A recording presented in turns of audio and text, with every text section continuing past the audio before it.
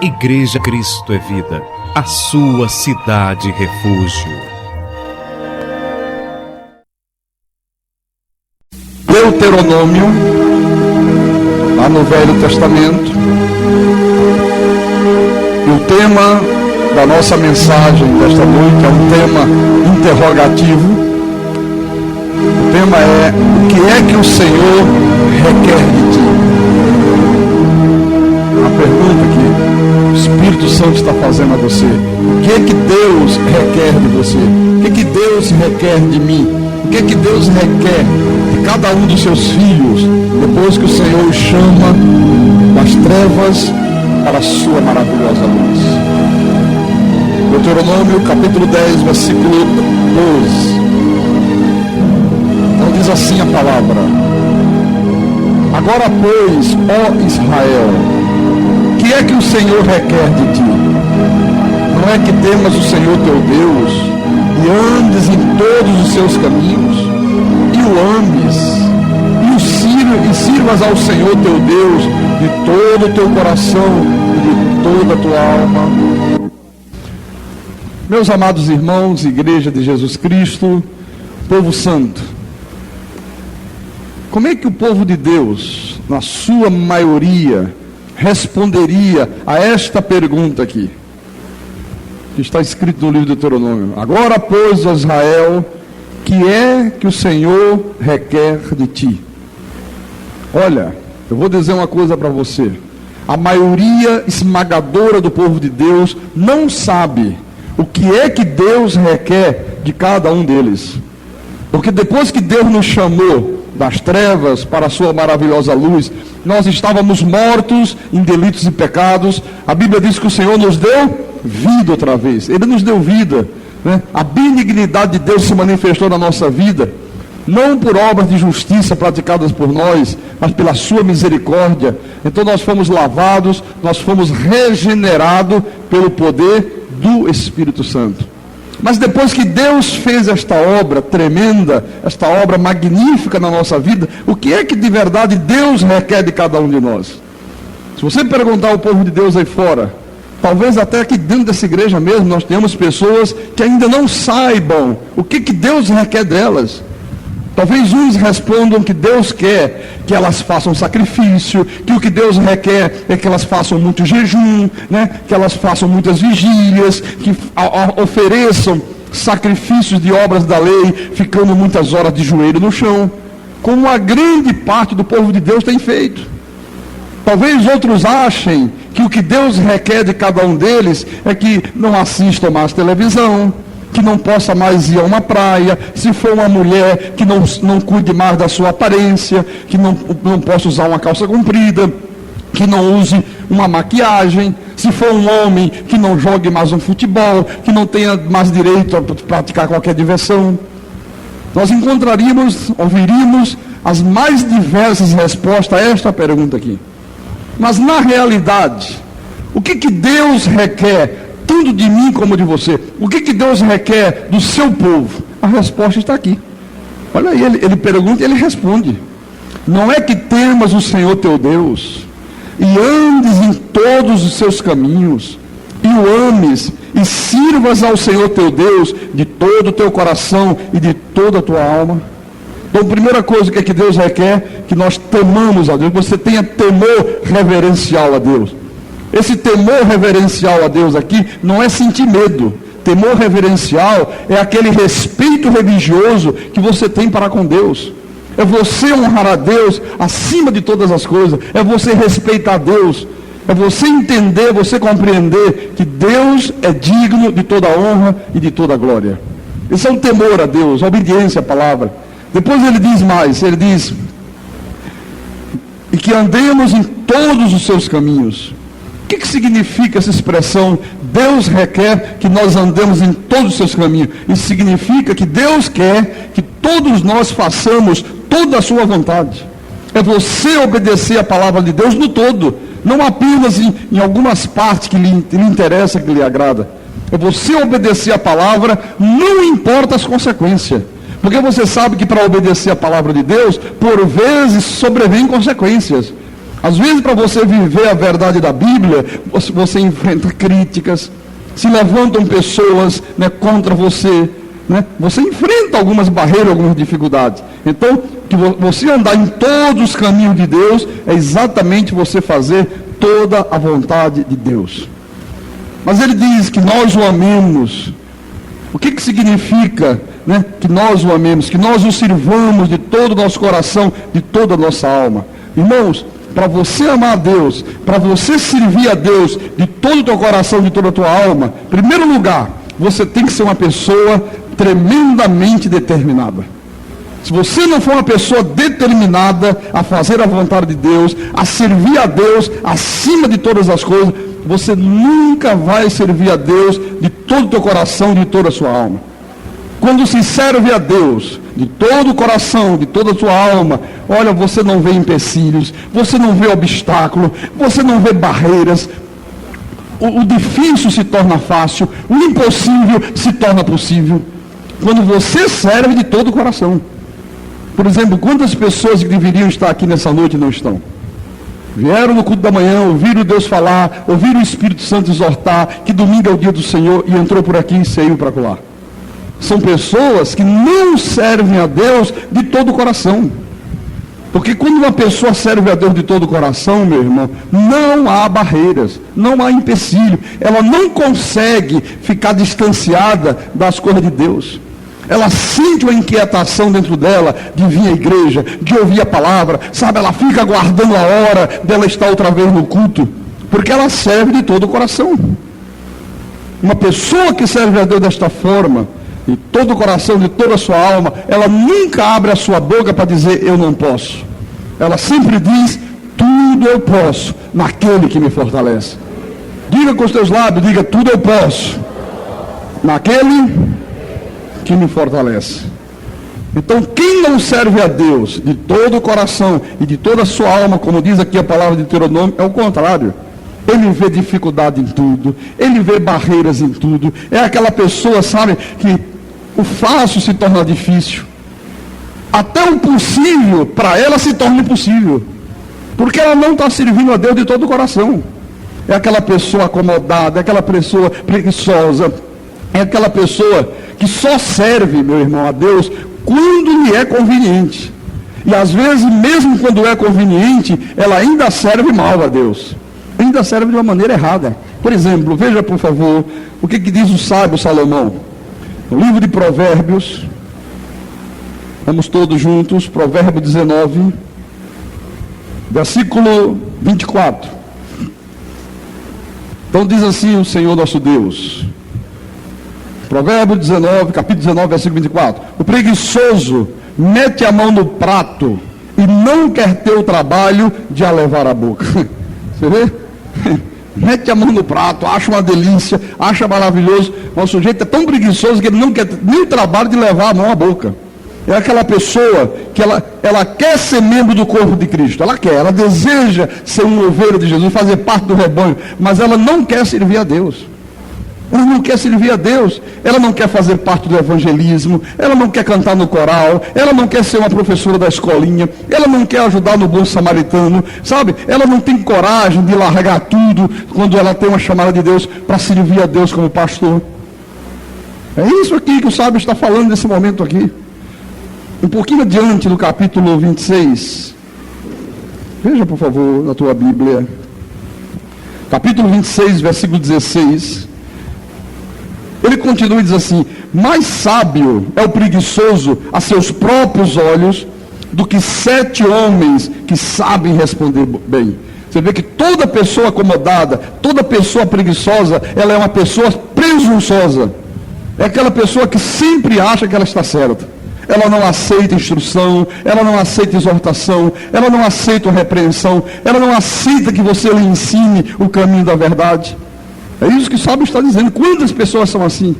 Quantas pessoas dizem assim, não é bem assim como o pastor está falando, o pastor fala muito, está sempre exortando, que tem que estar na igreja, que não pode faltar culto, que domingo é dia do Senhor. Não é bem desta maneira aí, sabe?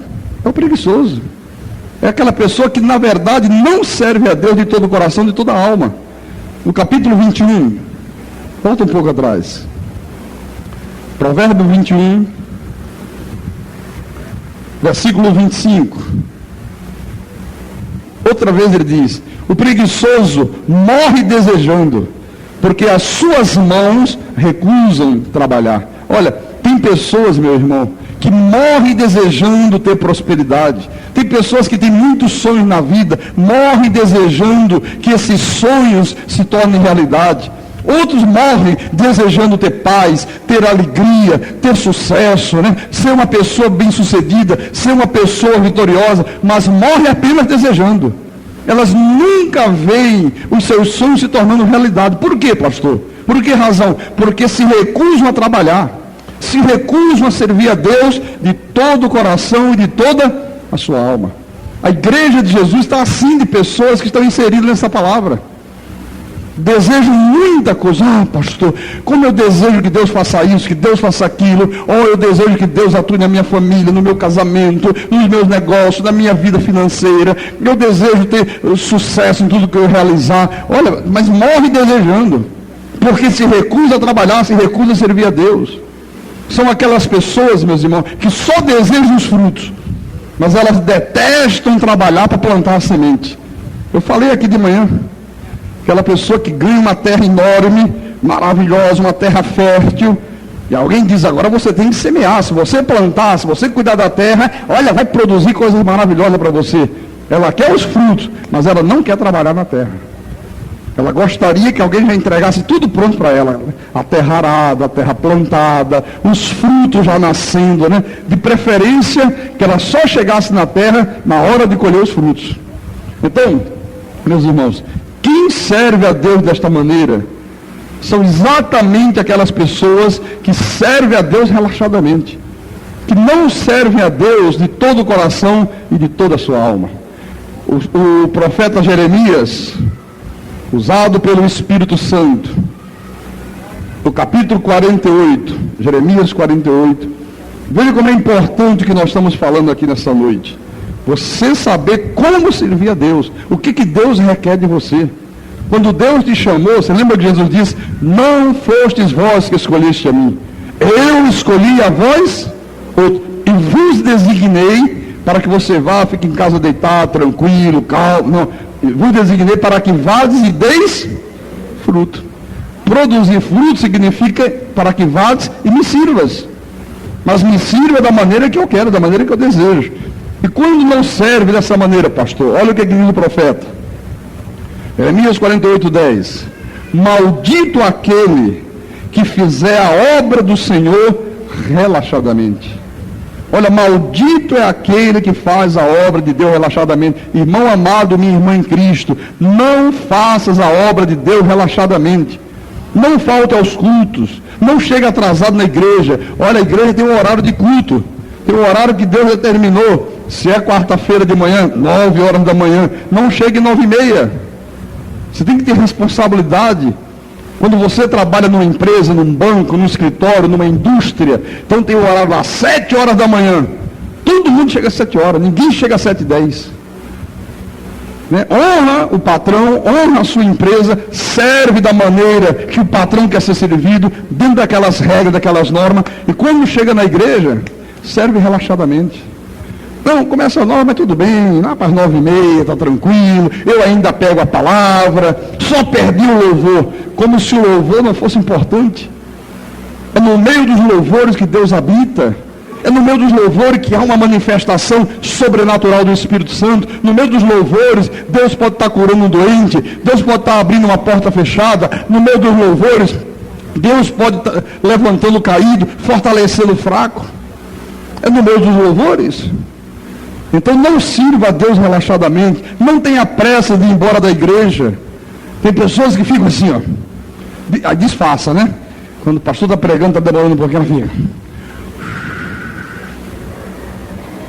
A unha, a hora. Veja, o pastor diz, antes de falar o amém completo, já tem gente do ponto do ônibus, correndo desesperado para sair da igreja. Não, isso é servir a Deus relaxadamente. Sirva a Deus da maneira que Deus se agrada, com temor, de todo o teu coração, de toda a tua alma. Dê ofertas generosas a Deus. Seja uma pessoa absolutamente fiel nos teus dízimos e nas tuas ofertas. Por quê? Se você servir a Deus, se você observar todos esses tópicos, que eu estou fazendo apenas um apanhado, olha, você nunca vai fazer a obra de Deus relaxadamente. Determine um tempo diariamente para você se dedicar à palavra, para você ler a Bíblia. Hoje eu vinha no meu carro, eu vinha com as meninas lá de Arapiraca, e eu perguntei assim: vem cá, quantos dias vocês estão aqui na igreja? Estão aqui em Recife? Era, pastor, acho que 8 dias, tá? Eu digo, todo dia vocês leram a Bíblia? Assim, lemos. Ela disse assim: não, lemos. Todo dia, na hora de dormir, eu leio a Bíblia. Irmãos, Bíblia não é para ser lida na hora de dormir. Quer dizer, a pessoa passa o dia inteiro, né? Trabalha, corre para o canto, corre para um lado, vê uma coisa, vê outra, aí chega em casa, toma banho, janta, vai ver novela, vai ver televisão, vai conversar com o vizinho, vai ler um jornal, vai ler um livro. Aí na hora que o sono bate, caramba, não estou aguentando mais, eu tenho que dormir porque amanhã é hora do batente. Aí chega na cama, né? As pálpebras já fechando, já lutando com o sono. Cadê a Bíblia? Cadê a Bíblia? Deixa eu ver aqui. Oh, aleluia, glória a Deus. Eu já li a Bíblia, eu li todos os dias. Não, mas normalmente assim, eu também fazia isso. Quer dizer, você deixa a última coisa, aquilo que, sabe? Última, na hora que você não tem mais nada que fazer, já está caindo na cama, dá uma lidazinha. Tem gente que ora deitado. O sono já aguenta. Oh, Jesus abençoa. Orou, pastor, minha oração foi tão maravilhosa, pastor. Eu comecei, nem lembro como é que terminei. Porque o sono já me deu. Não, meu irmão. Tem que servir a Deus da maneira correta. Você trabalha, chega em casa, toma banho, jantou.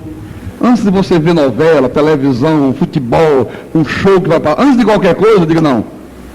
Primeira coisa que eu vou fazer aqui é ler a Bíblia. Vou separar aqui meia hora, 40 minutos, sei lá, o que você sentir vontade de fazer. Né? Não existe um tempo determinado, aquilo que você sentir vontade. Mas também não engane Deus. Não, o pastor disse, é o tempo que quer, 30 segundos, glória a Deus. Não. Né? Olha, adquira mensagens gravadas, pegue fitas, ouça várias vezes, marque os versículos, faça seminário na igreja, adquira livros, cresça no conhecimento. Isto é servir a Deus da maneira que Deus se agrada. Tem muita gente, meus irmãos, que está dentro da igreja, mas não está servindo a Deus de todo o coração, de toda a alma. Está dentro da igreja, participa dos cultos, tem Bíblia, né? Conhece muita coisa, usa expressões religiosas, mas na verdade não está servindo a Deus da maneira que Deus se agrada. São pessoas que só querem servir a Deus naquilo que não lhes custa absolutamente nada. Elas só querem servir a Deus naquilo que não vai custar absolutamente nada para ela. Nenhum trabalho, nenhum esforço pessoal. Olha, se você servir a Deus desta forma, na realidade você está dando a sobra para Deus. E Deus não aceita sobras. Deus quer ser honrado. Ele disse: aqueles que me honram, eu... quer dizer que quando uma pessoa não está sendo honrada por Deus, quando uma pessoa não está vindo, não está sentindo o sobrenatural de Deus na vida dela, é porque ela não está honrando a Deus. Porque se estivesse honrando a Deus, Deus a estaria honrando também. Por isso, quando eu vejo pessoas, 1 ano, 2 anos, em portas fechadas, e a vida para baixo, e uma desgraça: pastor, mas eu sou crente, eu não entendo porque que isso está acontecendo comigo, eu oro tanto a Deus, eu faço jejum. Não adianta orar, não adianta fazer jejum. Você tem que servir a Deus de todo o coração e de toda a tua alma. Andar em todos os caminhos de Deus. Às vezes está andando nos caminhos do mundo. Às vezes está andando no caminho das trevas, no caminho do erro, no caminho da iniquidade. Então como é que Deus vai poder honrar? Agora, quem serve a Deus de todo o coração, de toda a sua alma, ele sente prazer em servir. Ele sente prazer em vir à igreja. Às vezes termina o culto aqui, amém. Amém, que os anjos de Deus não levam para casa. Fica aqui o grupo de louvor louvando. Tem pessoas que eu percebo aqui, fico até a última Até a última nota musical. Quando a banda faz, amém, agora eu vou ter que ir mesmo, vou embora. Tem gente que, amém, que os anjos de Deus te levam. Pastor, eu já estou em casa preparando para voltar, pastor. É verdade, meu irmão. Não, quem serve a Deus de todo o coração, sente prazer em estar na igreja, sente prazer em estar no culto, sabe? Ele vai se deliciando com cada minuto que ele está no culto a Deus. Ele não dá sobra para Deus. Eu vou te mostrar um exemplo bíblico que está no livro de 2 de Samuel, para você entender como é importante o que eu estou te dizendo. 2 de Samuel, capítulo 24. Acompanhe, por favor, na tua Bíblia, versículo 18. Então diz assim a palavra do nosso Deus. Naquele mesmo dia, veio Gade ter com Davi e lhe disse: sobe, levanta ao Senhor um altar na eira de Araúna, o Jebuseu. Davi subiu, segundo a palavra de Gade, como o Senhor lhe havia ordenado. Olha que coisa interessante. O rei Davi recebeu uma ordem de Deus, mas essa ordem veio através do profeta Gade. Às vezes Deus está dando uma ordem a você através do pastor da igreja. Deus está falando aqui, não é o homem que está falando, é Deus que está falando. O tom da voz é da minha voz, mas o que está por dentro daquela voz é a voz do Deus Todo-Poderoso. Então o profeta foi a Davi e disse: olha, Davi, Deus mandou dizer a você, para você levantar um altar a ele, lá na terra de Araúna, no Jebuseu. Por exemplo, nós estamos agora levantando um altar ao Senhor, lá em Fortaleza, no Ceará. Estamos levantando um altar da graça de Deus, para todo o povo cearense. Isto é uma ordem de Deus, é uma responsabilidade de cada um de nós. Naquele momento, a ordem era só para Davi. Quando a ordem vem para a igreja, é uma responsabilidade de toda a igreja, de todos nós. Agora o profeta Gade diz: Davi, o Senhor mandou você levantar um altar para ele na terra de Araúna. Olha, é sempre aonde Deus determina. Não é aonde nós queremos levantar o altar. Não é da maneira que nós desejamos. É aonde Deus determina e da maneira que Deus deseja. O que Davi fez? Quando ele recebeu a ordem de Deus, será que ele disse: não, isso aí é coisa de Gade, isso é o homem que está falando, Deus não falou direto comigo, eu estou esperando primeiro Deus falar no meu coração, eu vou orar ao Senhor para ver se é mesmo assim. Não foi isso que Davi sabia, que a Bíblia manda honrar aos profetas de Deus. O que Davi fez? Ele subiu, diz a Bíblia, segundo a palavra do Senhor, segundo a palavra do profeta, como o Senhor havia ordenado. Olha o versículo 20. Olhou Araúna do alto, e vendo que vinha para ele o rei e os seus homens, saiu e se inclinou diante do rei com o rosto em terra. E perguntou: por que vem o rei, meu senhor, ao seu servo? Respondeu Davi: para comprar de ti esta eira, a fim de edificar nela um altar ao Senhor, para que cesse a praga de sobre o povo. Então disse Araúna a Davi: tome e ofereça o rei meu senhor o que bem lhe parecer. Eis aí bois para o holocausto, e os trilhos, e a apeiragem dos bois para a lenha. Olha só que coisa tremenda, que coisa maravilhosa, né?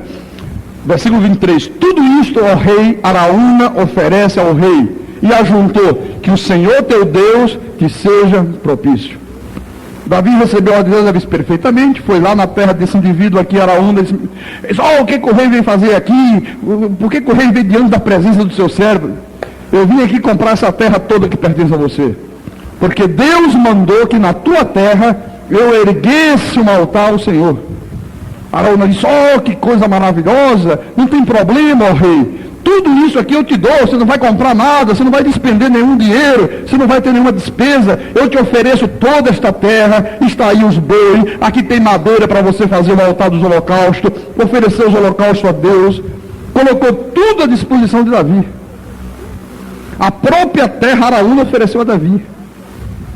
Quer dizer, seria absolutamente fácil para Davi fazer o que Deus estava mandando, porque tudo estava à disposição do rei. Não tinha nenhuma dificuldade. Ele não ia despender nenhum esforço. Ele não ia gastar nenhuma energia. Ele não ia poder precisar dispor de nenhum dinheiro. Você sabe como é que Davi reagiu diante disso? Olha, por favor, acompanhe aí, versículo 24 e 25. Porém, o rei disse a Araúna: não, mas eu te comprarei pelo devido preço, porque não oferecerei ao Senhor meu Deus holocausto que não me custe em nada. Assim Davi comprou a eira e pelos bois pagou 50 ciclos de prata. Edificou ali Davi ao Senhor um altar e apresentou holocaustos e ofertas pacíficas. Assim o Senhor se tornou favorável para com a terra e a praga cessou de sobre Israel. Davi disse: não, Araúna, de hipótese alguma eu vou aceitar isso. Eu vou comprar a terra, eu vou pagar o preço justo pela terra, porque eu jamais vou oferecer a Deus alguma coisa que não me custe nada. Olha, irmãos, tem muita gente oferecendo a Deus somente aquilo que não lhe custa nada. Dentro da igreja de Jesus acontece isso. Por isso que tem gente que não gosta quando o pastor conclama a igreja, quando o pastor exorta a igreja a ajudar com a oferta generosa. Você sabe, tem gente que não gosta, né? Quando o pastor fala de oferta na igreja, quando o pastor exorta a igreja a ser generoso para com Deus no ofertório, tem gente que não gosta. Sabe por que não gosta? Porque são pessoas que só querem oferecer a Deus aquela oferta que não lhe custe nada. Eles querem oferecer para Deus a sobra. Tem pessoas que não vêm à igreja quarta-feira à noite. Um dia desse o irmão falou comigo: pastor, olha, domingo eu estou na igreja, ele ia me dar alguma coisa, de quarta-feira, senão quarta-feira eu não venho. Eu digo: por quê? Irmão vai viajar, algum problema, trabalha à noite? Não, sabe o que é, pastor? É que domingo tem um irmão que mora lá perto, eu venho de carona com ele no carro. Quarta-feira ele não pode vir, que ele trabalha, aí eu só venho domingo. Quer dizer, eu não sei nem se a pessoa está aqui, se tiver azeite, paciência, né? Como diz o português, azeite, mas é a verdade. Quer dizer que só vem à igreja no domingo porque tem uma carona do vizinho. Quarta-feira à noite, não, sem carona, eu tenho que pegar um ônibus, 2 ônibus, ir para o culto a Deus, Deus que me livre. E se amanhã o vizinho mudar, ou então for para outro lugar qualquer, acabou, e nem domingo ele vem mais. Quer dizer, essa pessoa, meu irmão, só quer servir a Deus enquanto não lhe custa nada servir. Aliás, quem não vem à igreja quarta-feira, ou de manhã, ou à noite, domingo de manhã, domingo à noite, pode ter certeza, não está servindo a Deus de todo o coração e de toda a sua alma. Não está. A não ser que você trabalha, eu já dei exemplo aqui, a pessoa trabalha no shopping, segundo turno, pega de 4 da noite, às 10 da noite, 4 da tarde, às 10 da noite, ela não pode estar aqui à noite. Mas se você não tiver um motivo absolutamente justo, meu irmão, e você falta os cultos de quarta-feira, você só vem à igreja domingo, você não está servindo a Deus de todo o coração e de toda a sua alma. Porque vir à igreja, em todos os cultos da igreja, irmãos, é como você beber e comer. É exatamente isso. Se você deixar de comer, se você deixar de beber, se você deixar de fazer as suas refeições, você vai adoecer. Você vai pegar uma doença, você vai ficar uma pessoa enfraquecida. Pastor, o irmão está dizendo então que até frequentar o culto é como se fosse um alimento para o nosso espírito, mas é o que Jesus disse, você quer ver? Olha, vá no livro de João.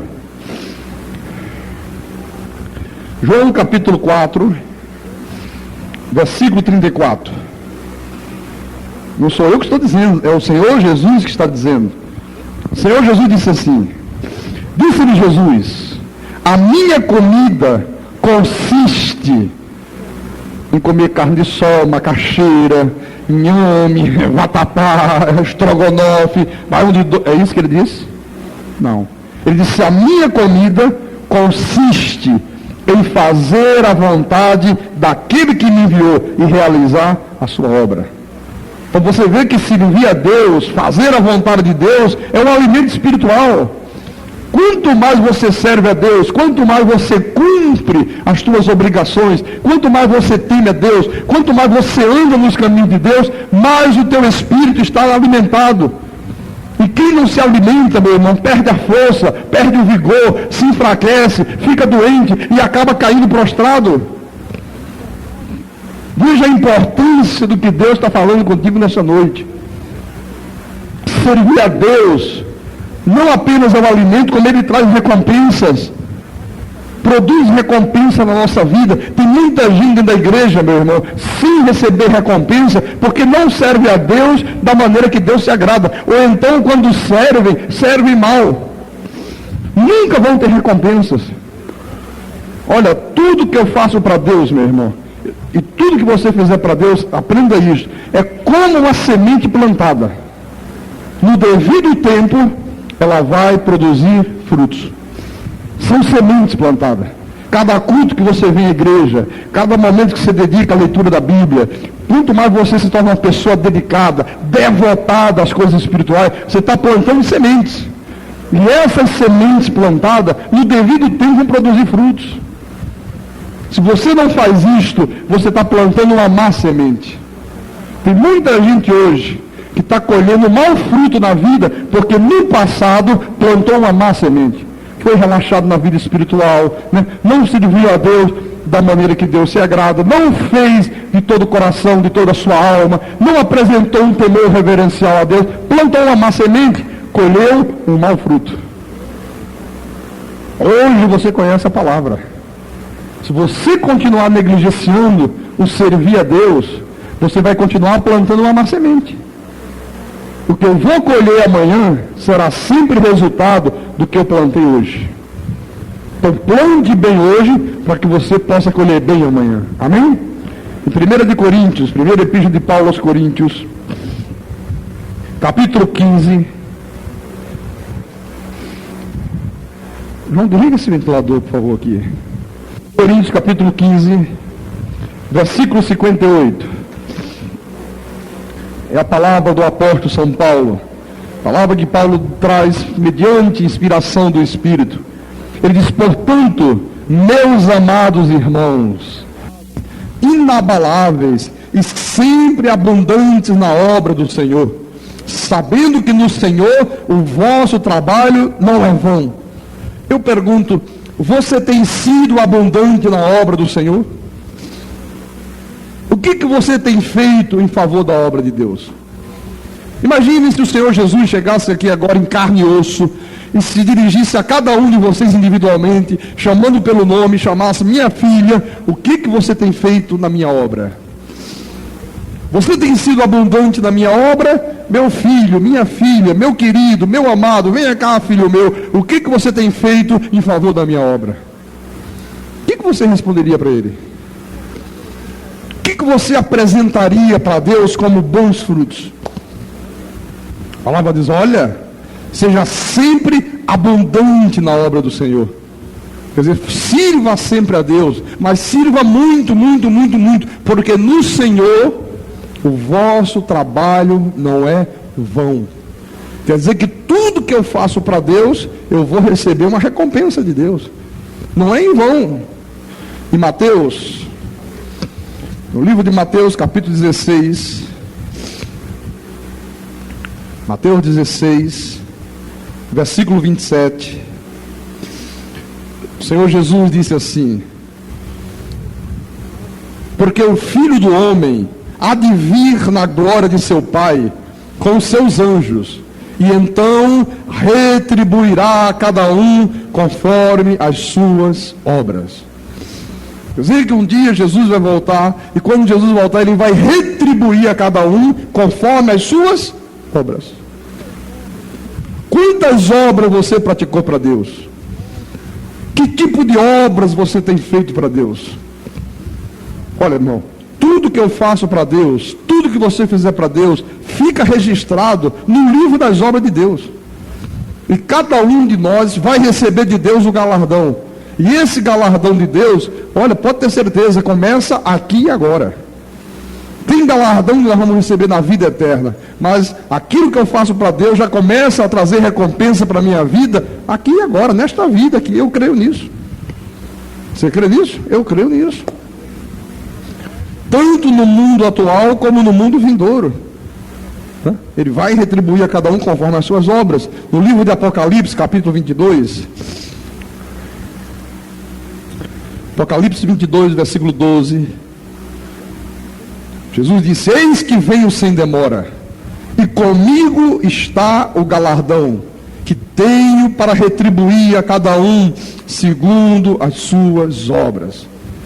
Disse, olha, eis que eu venho sem demora, e comigo, veja, quem faz você receber recompensa, quem que recompensa não é o pastor da igreja, não é o diácono, não são os ministros, né? Não são as diaconisas, é o Senhor, é Jesus. Esse eu tenho o galardão, está comigo o galardão, está comigo a recompensa, que eu tenho para retribuir a cada um, olha, a cada um individualmente, segundo o quê? Segundo as suas obras. Às vezes, essas boas obras que Deus requer de cada um de nós, esses frutos que o Senhor determinou que nós produzamos, às vezes exige um esforço maior, às vezes exige uma renúncia. Mas você tem que estar preparado para servir a Deus desta forma. Volte em Mateus, por favor. Olha o que eu vou te mostrar. Mateus capítulo 16, versículo 24. Então disse Jesus a seus discípulos: se alguém quer vir após mim, a si mesmo se negue, tome a sua cruz e siga-me. Olha, irmão, há muito tempo que eu já tomei a minha cruz e estou seguindo. Olha, já fazem anos que eu tomei a cruz. Essa cruz aqui não são doenças. Na lei diz que quando a pessoa está doente é a cruz, irmão. Está desempregado, está passando fome. É a cruz. Não, absolutamente não. Essa cruz aqui é você assumir as tuas responsabilidades para com Deus. Esta é a cruz. Às vezes essa cruz fica leve. Há momentos que ela está muito leve, é fácil de carregar. Mas há momentos, meu irmão, que a cruz se torna pesada. Há momentos que ela exige um esforço maior. Por exemplo, quem entra hoje aqui nesse templo, nesse santuário, e vê tudo bonito, tudo bem cuidado, tudo pintado, né? Tudo direitinho, forro de gesso, iluminação, um altar maravilhoso, carpete, né? Bancos maravilhosos, acolchoados, você sentar bem confortável. Quem entra aqui e vê tudo isso, diz, que coisa maravilhosa! A igreja lotada, a igreja cheia de pessoas, mas isso aqui é uma bênção. Mas, irmãos amados, há anos atrás, alguns anos atrás, isso aqui era só escombros. Há anos atrás, isso aqui desabou tudo por água abaixo.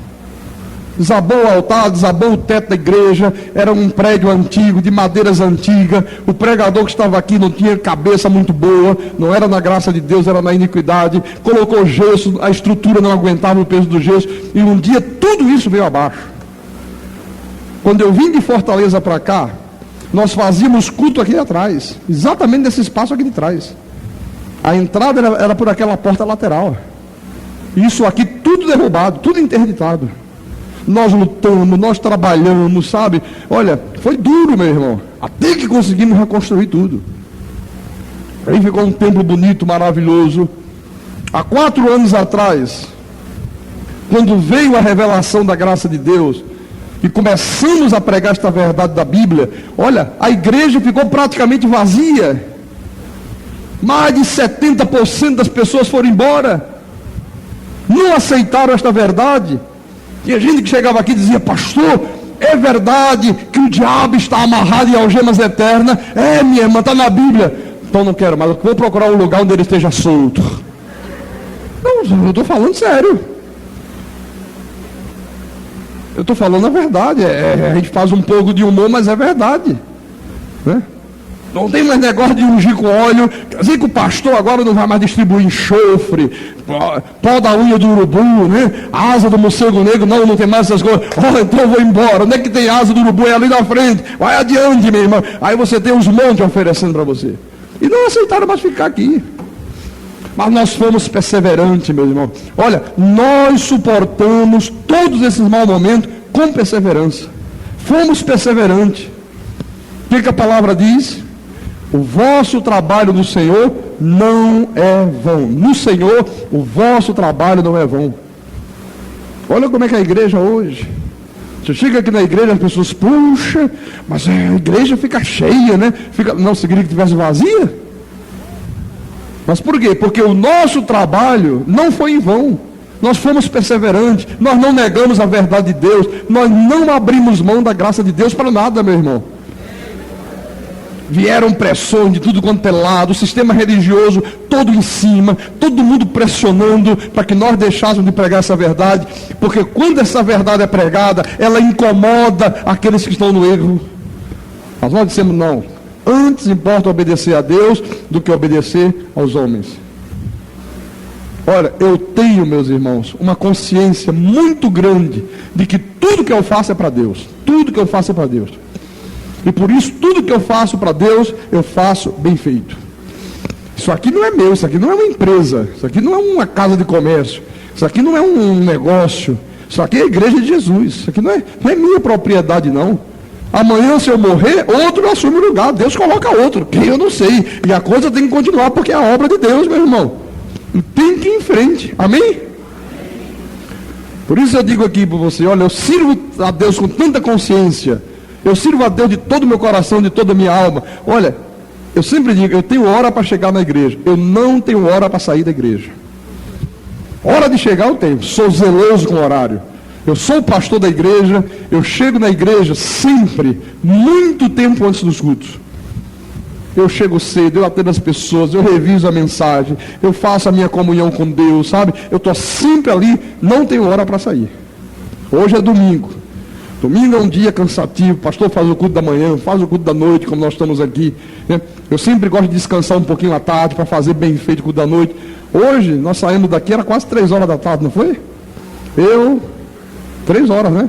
Eu, pastor Antônio e o pastor Cláudio. Estavam lá tratando das coisas, deram 3 horas da tarde. Quando olhamos a hora, digo, olha, não dá nem tempo de tirar um cochilozinho, vamos lá, a gente come alguma coisa, toma um banho e volta para a igreja. E assim fizemos. Eu sou perseverante, meu irmão. Eu nunca decaio da minha firmeza. Eu nunca mudo a minha confissão. Olha, o meu ânimo não se altera com nada, não importa a situação. Não importa se a situação é boa, não importa se a situação é ruim, não importa se é fácil, não importa se é difícil. Irmãos, eu sou sempre o mesmo servindo a Deus. Eu não fujo de problemas, eu enfrento os problemas. Quando os problemas surgem, eu digo, opa, deixa eu partir para cima dele, porque eu não vejo como problemas, eu vejo como oportunidades de Deus se manifestar na minha vida, em nome de Jesus. E eu vou te dizer mais, no dia que Deus começar a me dar dezenas e dezenas de pastores com esse mesmo ânimo, com essa mesma garra, com esse mesmo espírito que eu tenho, nós vamos espalhar essa graça de Deus pelo mundo inteiro, em nome de Jesus. Em nome de Jesus Cristo.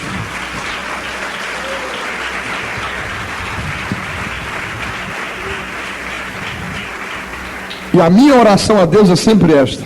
Jesus disse assim, os campos já estão brancos, chegou a hora da ceifa, chegou a hora da colheita, mas os ceifeiros são poucos. Orai ao Senhor da seara, para que vos envie trabalhadores para a seara. Eu sempre, ó Deus, levanta homens, levanta mulheres, mas eu quero homens e mulheres de garra, de coragem, pessoas destemidas, pessoas que sirvam a Ti, ó Deus, de todo o coração e de toda a alma. Porque senão não serve. Se não for para servir de todo o coração e de toda a alma, não serve para servir a Deus, meu irmão. Deus só aceita ser servido desta forma. Tiago, irmão do Senhor Jesus, ele diz o seguinte na epístola dele, Tiago capítulo 5, versículo 11: E eis que temos por felizes os que perseveraram firmes. Quer dizer que toda pessoa que é perseverante, a Bíblia está dizendo, esta é uma pessoa feliz, ela vai ser uma pessoa bem-sucedida, por causa da perseverança. Tendes ouvido da paciência de Jó, e vistes que fim o Senhor lhe deu, porque o Senhor é cheio de terna misericórdia e compassivo. Se lembra da história de Jó?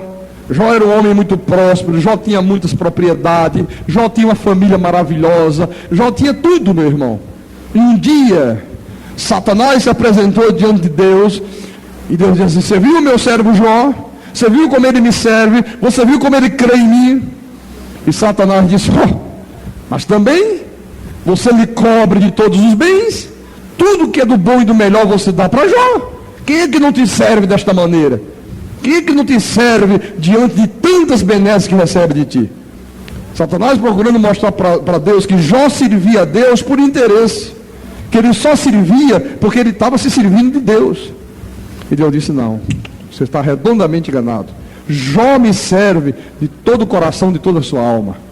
Não é por causa do que eu dou para ele. O que eu dou para ele é consequência da maneira com que ele me serve. E você quer ver como é verdade? Eu te dou autorização para você tocar nos bens dele. Só não pode tocar na vida dele. Satanás saiu da presença de Deus. Um dia, Jó está lá, chega o servo: Jó, você perdeu a casa, olha, caiu não sei o que, a casa desabou, morreu todo mundo. Jó, não tem problema, não tem problema, o Senhor me deu, o Senhor levou. No outro dia, Jó, acabou o teu rebanho, caiu um raio e morreu todos os teus animais, uma tragédia, você perdeu muito dinheiro, olha, você teve um prejuízo violento. Jó, não tem problema, Deus me deu, Deus tomou. Outro dia, Jó, a tua família morreu, acabou todo mundo lá. Você perdeu a mulher, perdeu o filho, perdeu todo mundo. Não, a mulher não morreu, não, os filhos não. Jó disse: não tem problema, o Senhor me deu, o Senhor levou. E se eu vim a este mundo nu, eu não trouxe nada, absolutamente nada. Tudo isso é dele. Então por que eu vou me preocupar com isso? Por último, Satanás, não conformado, disse: mas Senhor, mas ele também tem saúde, perdeu tudo, mas está lá gordão, saudável, né? Rosado, cheio de disposição. Assim também, quem é que não serve? Eu disse: tudo bem, vai e toca na saúde de Jó, só não pode tirar a vida dele. O diabo foi lá, encheu Jó, do alto da cabeça à ponta dos pés, de chagas inflamadas. Jó sofreu as pampas, meu irmão. Jó permaneceu firme em Deus, foi perseverante. Jó não negou a sua fé, Jó não correu para macumba, Jó não foi fazer uma corrente para ver se as chagas saíam. Não, Jó permaneceu firme em Deus, confiante em Deus. O que é que diz aqui o texto? Vistes o fim que o Senhor lhe deu. Um dia Deus diz: Jó, vem cá, Jó, tudo isso foi eu que fiz. Tudo isso eu permiti, Jó, para provar para o diabo que você é um servo fiel, que você me serve não por avareza, não porque você quer ser servido, você me serve de todo o coração e de toda a sua alma. E a Bíblia diz que Deus concedeu a Jó em dobro tudo aquilo que Jó havia perdido, né? 6 vezes mais. Deus devolveu a Jó, meu irmão, 6 vezes mais do que ele havia perdido. Foi o fim, por quê? Por causa da perseverança de Jó.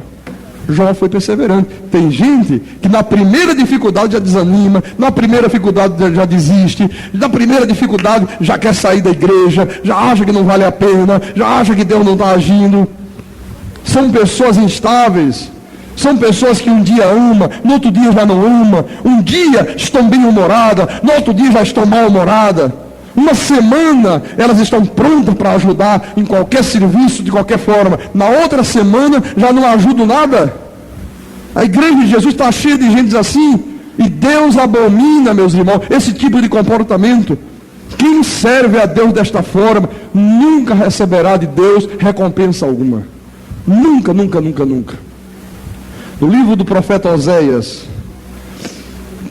vamos lá todos juntos. Oséias, capítulo 6, Oséias 6, versículo 4. Oséias capítulo 6, versículo 4. Na minha Bíblia está na página 1164, nesta Bíblia grande aqui que eu tenho no altar. Alguns irmãos da igreja usam essa Bíblia, né? Então o pastor fala a página que aí facilita de você achar. Então diz assim a palavra, versículo 4: que te farei, ó Efraim? Que te farei, ó Judá? Porque o vosso amor é como a nuvem da manhã, e como o orvalho da madrugada, que cedo passa. Olha só, irmão. Deus está dizendo: olha, o teu amor para comigo é como a nuvem da manhã, é como o orvalho da madrugada, que logo passa, logo se dissipa, né? Parece por um momento, daqui a pouco chega de manhã cedo, o orvalho já se foi. É como aquela nuvem da manhã, né? Amanhece de manhãzinha cedo, o céu está cheio de nuvens, daqui a pouco sopra o vento, e quando você olha está um céu azul, as nuvens já se foram embora. Deus diz: não, eu não aceito esse tipo de amor. Eu quero pessoas fortes, eu quero pessoas que me sirvam com amor eterno, não amor passageiro. Tem gente que ama hoje e não ama amanhã, meu irmão. Hoje é fiel a Deus, amanhã já é infiel. E eu disse, não, esse tipo de amor eu não quero. Esse tipo de amor eu não recebo. Deus quer, meus irmãos, homens fortes, mulheres fortes. Deus quer um povo preparado para todo o trabalho da sua obra. É isso que Deus deseja, é isso que Deus requer. Em Ageu capítulo 2, versículo 4, para você ver que é verdade o que o pastor está te falando. Ageu 2, capítulo 2, versículo 4.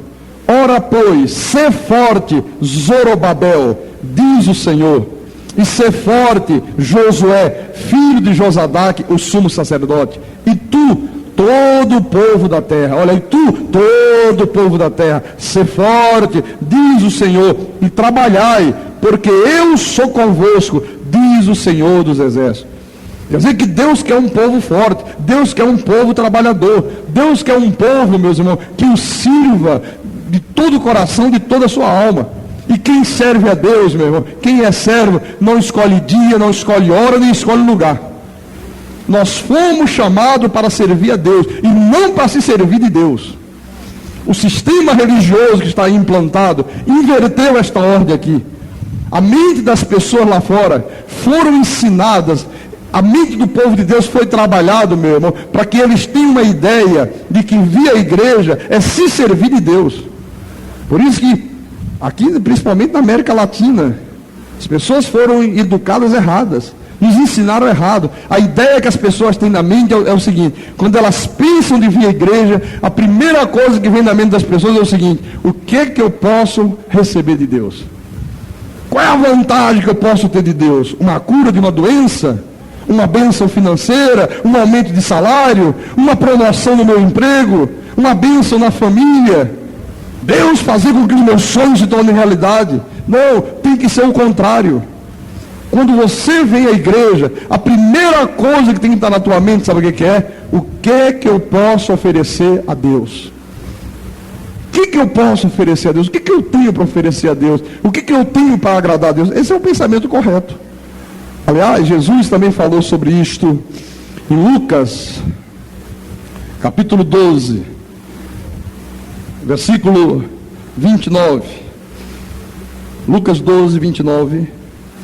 O Senhor diz assim: não andeis, pois, a indagar o que haver de comer ou beber, e não vos entregueis a inquietações. Porque os gentios de todo o mundo, os pagãos, é que procuram estas coisas, mas vosso Pai sabe que necessitais delas. Jesus disse: olha, não ande preocupado, não fique preocupado com o que haver de comer, de beber, de vestir. Jesus estava dizendo: não te preocupe com as tuas provisões diárias. Não te preocupe com as tuas necessidades, porque Deus sabe todas as tuas necessidades. Deus sabe do que você precisa. Deus sabe que você precisa de roupa para vestir. Deus sabe que você precisa de alimento para se manter. Deus sabe que você precisa de morar. Deus sabe que você precisa estudar. Deus sabe o que é que você vai precisar daqui a 1 ano, daqui a 2, daqui a 3. Deus sabe de tudo. Aí Jesus disse: buscai, pois, buscai antes de tudo o seu reino, e estas coisas vos serão acrescentadas. Isso não precisa você ficar ansioso, não precisa você ficar aí lutando, se degladiando, fazendo jejum, se arrebentando todo, querendo mover a mão de Deus de qualquer forma. Ele disse: não faça isso. Quem faz isso são os pagãos. Quem faz isso são os filhos do diabo. A única coisa que você tem que fazer é buscar o reino de Deus e a sua justiça, e todas essas coisas vos serão acrescentadas. Ele fala a mesma coisa em Mateus capítulo 6, Mateus 6, 31.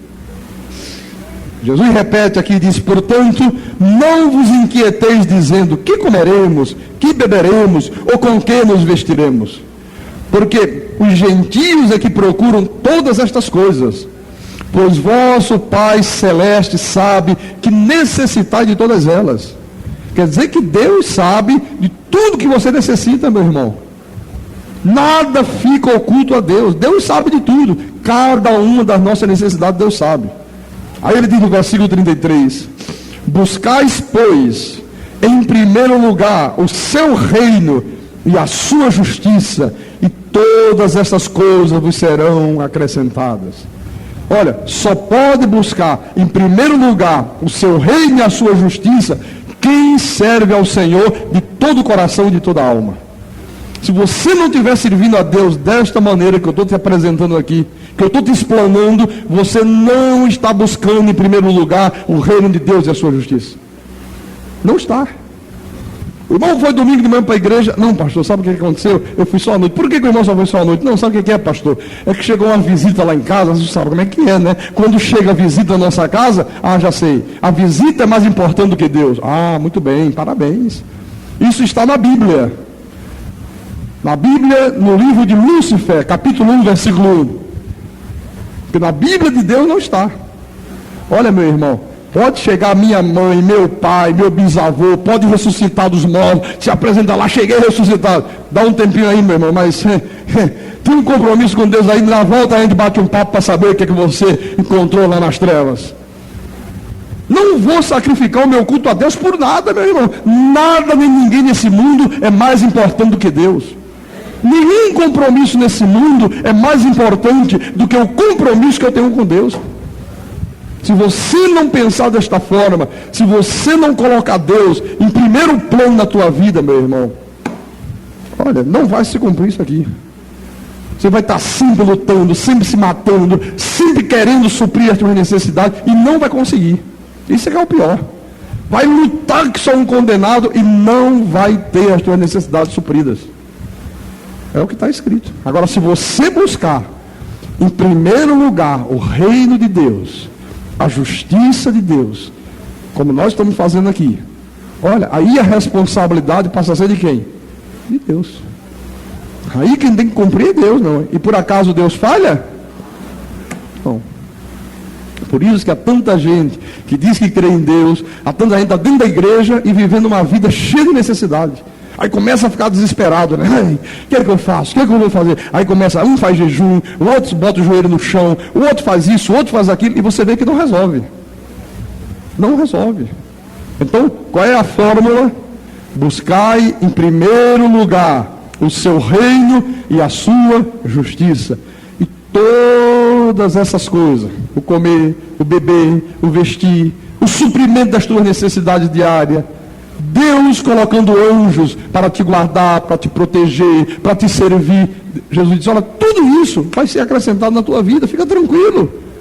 Não precisa ficar preocupado, não precisa ficar desesperado, apenas cumpre a tua parte, faz da tua vida espiritual, cumpre a tua vida espiritual com zelo, serve a Deus da maneira que Deus se agrada, da maneira que Deus requer de ti, tema a Deus, vive uma vida de temor reverencial, se afaste do que é profano, seja uma pessoa dedicada, seja uma pessoa devotada, ande em todos os caminhos de Deus, cumpra tudo aquilo que Deus manda você cumprir, se tem que perdoar, perdoe.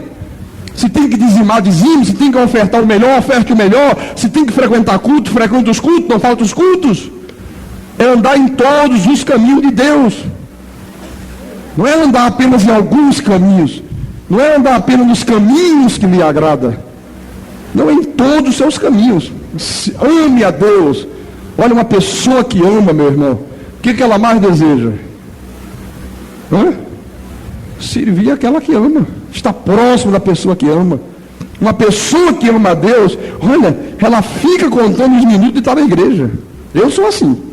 Eu acabo esse culto aqui, eu fico na expectativa, sabe, de fazer o próximo culto. Porque eu amo a Deus, eu amo fazer isso, eu não faço por obrigação. Eu faço por amor a Deus, eu sirvo a Deus de todo o meu coração, de toda a minha alma. Amém? Provérbios capítulo 15, que a gente possa terminar a mensagem. Provérbio 15, versículo 3.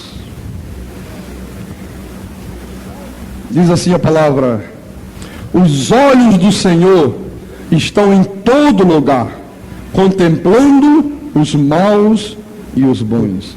Olha, igreja de Jesus, a Bíblia está dizendo que os olhos de Deus estão em todo lugar da terra, em todo lugar da terra, contemplando os bons e os maus. Quer dizer que os olhos de Deus estão sobre todos nós. Deus está vendo tudo. Deus vê quem vem ao culto, Deus vê quem falta ao culto. Por exemplo, as pessoas que estão faltando ao culto essa noite, algumas pessoas que faltaram, alguns irmãos, Elas podem enganar o pastor, elas podem enganar o irmão do lado, elas podem dar uma desculpa esfarrapada, mas engana a Deus. Deus está lá, estou lhe vendo aí, rapaz. Você deveria estar no culto, você está aí vendo o Gugu, hein? Telegrama legal, né? Muito bom.